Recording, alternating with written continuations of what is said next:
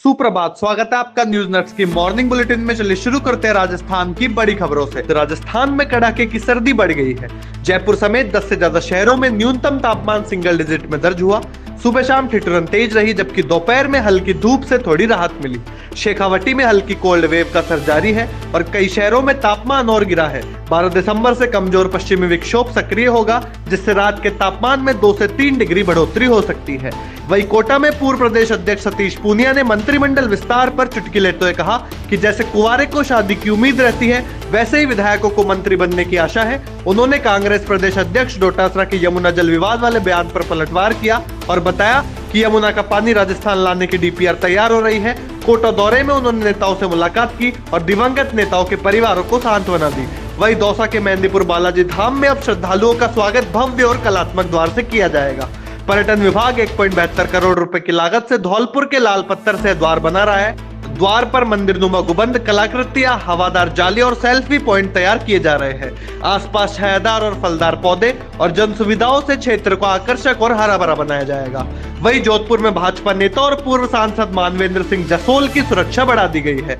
बीकानेर के एक अपराधी से जान का खतरा होने की सूचना के बाद पुलिस ने 4 हथियारबंद जवान 24 घंटे उनकी सुरक्षा में तैनात किए हैं।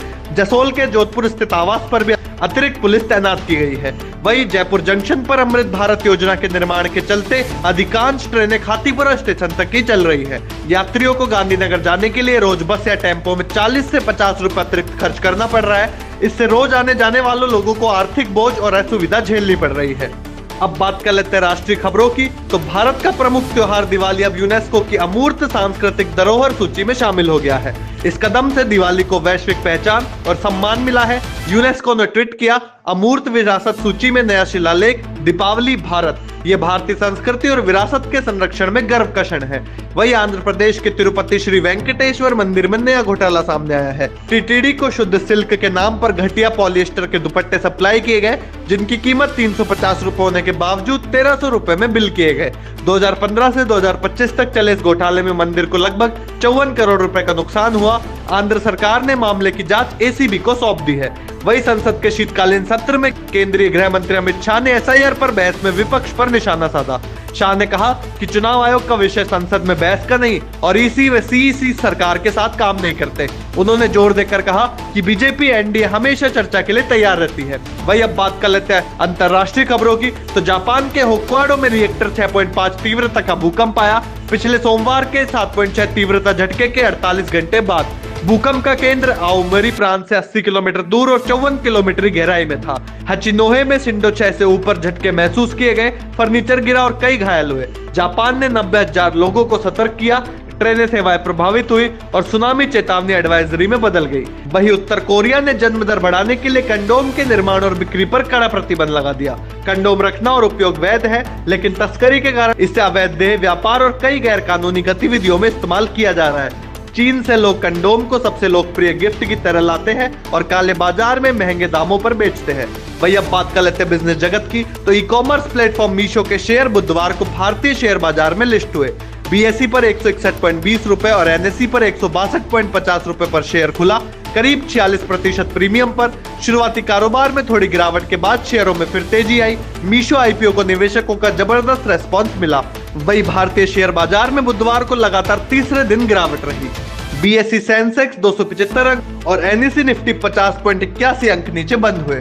विदेशी निवेशकों की बिकवाली और वैश्विक कमजोर रुझानों के कारण निवेशकों को लगभग 1.9 लाख करोड़ रुपए का नुकसान हुआ। अब बात कर लेते हैं स्पोर्ट्स जगत की। तो ऑस्ट्रेलिया ने एशेज 2025-26 के तीसरे टेस्ट के लिए 15 सदस्यीय टीम की घोषणा की, जिसमें कप्तान पैट कमिंस की वापसी हुई। उस्मान ख्वाजा और अनुभवी स्पिनर नाथन लायन भी टीम में शामिल है। एडिलेड ओवल में 17 दिसंबर से तीसरा टेस्ट खेला जाएगा। पहले दोनों मैच ऑस्ट्रेलिया ने जीतकर 2-0 की बढ़त बनाई है। वही भारतीय क्रिकेटर स्मृति मंधाना ने शादी टूटने के बाद कहा कि क्रिकेट उनके लिए सबसे बड़ी प्राथमिकता है। अमेज़न संभव समिट 2025 में उन्होंने टीम इंडिया की जर्सी पहनकर गर्व व्यक्त किया। उन्होंने महिला ओडीआई वर्ल्ड कप 2025 जीतने का अनुभव साझा किया। वही अब बात कर लेते हैं एंटरटेनमेंट जगत की। तो रणवीर सिंह की फिल्म धुरंधर ने बॉक्स ऑफिस पर शानदार शुरुआत की। 5 दिनों में भारत में 126.25 करोड़ और वर्ल्ड वाइड 193 करोड़ की कमाई की है।